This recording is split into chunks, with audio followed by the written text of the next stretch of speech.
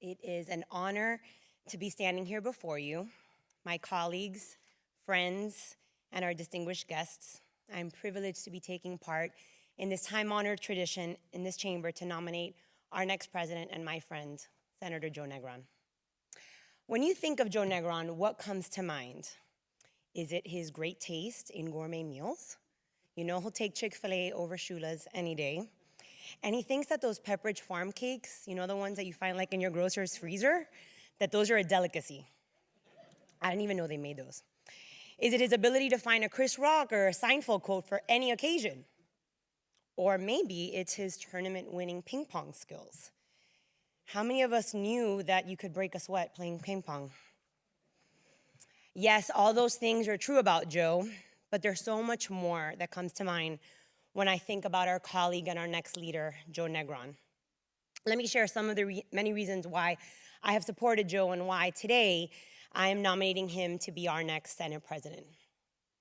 Joe is loyal, he's strong, intelligent, fair, and respects every single person in this chamber here today. But even more so, he respects the residents of our state, and he has championed many causes to better our beloved state of Florida. The Joe Negron I know and many of you know is a man of character, and his loyalty is unquestioned. He is by far the most loyal colleague and friend I have ever had the honor of serving with. In the most trying time on his path to this designation, his loyalty to me, to the team, and to our caucus was strong, thoughtful, and greatly appreciated.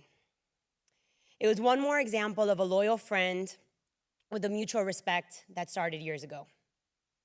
Joe recognized talent in me that I didn't recognize in myself, and at a time when most everybody else saw me as just someone who was young and inexperienced.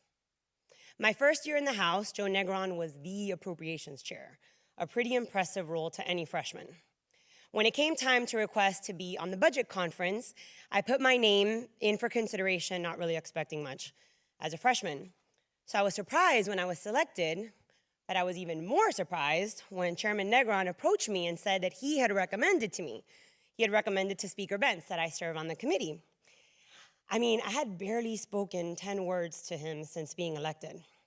Now I know it's hard for some of you to think of me as a person of few words, but at that time, I was just sitting back, learning and listening. Well, Joe must have been observing as well, because he only asked for 3 freshman members to serve on the committee: myself, Representative Dean Cannon, and Representative Trey Traviesa. And I think the 3 of us have done pretty well. It was through that experience that I learned how important loyalty and public service are to Joe Negron.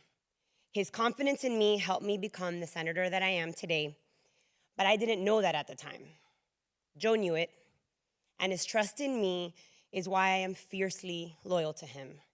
I'd put on the jersey and go to war with Joe and for Joe any day. Some of you might say that that's what's happened over the last couple of years. I mean, let's be honest. The path to this designation has been less than perfect, and at times has created a divide that needs to be repaired. I believe that behind Senator Joe Negron, that repairing begins today. As we will all witness over the course of his presidency, his strength is in his ability to empower and motivate others to do the right thing. His political strength is the collective strength of the members of this chamber, because he recognizes and encourages the talent in each and every one of us.